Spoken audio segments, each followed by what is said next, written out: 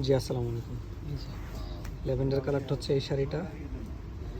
আমার মনে হয় যে ক্লিয়ারলি বুঝতে পারবেন, আমি এইচডি করে পাঠাবো এটা। আচ্ছা, এটা ল্যাভেন্ডার কালারটা, এটা কাপড়টা কিন্তু খুবই সুন্দর, সুইট একটা কালার। ওয়েডিং পারপাস একটু আনকমন যদি চায় তাহলে এই শাড়িটা পরবে। ঠিক আছে, এইটা একটা গেল।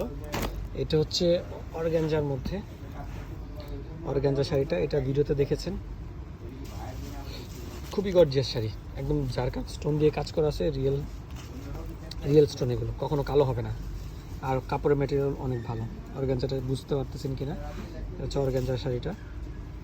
চলে গেল।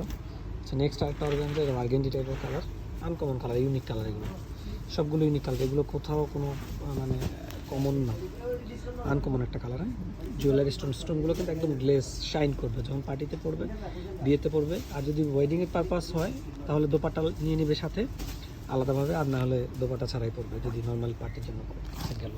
এরপর বারফি স্টাইলের একটা আছে, ওয়ান পিস আছে আমার কাছে, এটা রেড কালারটা শুধু অ্যাভেলেবল আছে, লাল কালারটা আছে। ঠিক আছে, এটা শুধু লাল কালার আছে, জানি না কার ভাগ্যে আছে।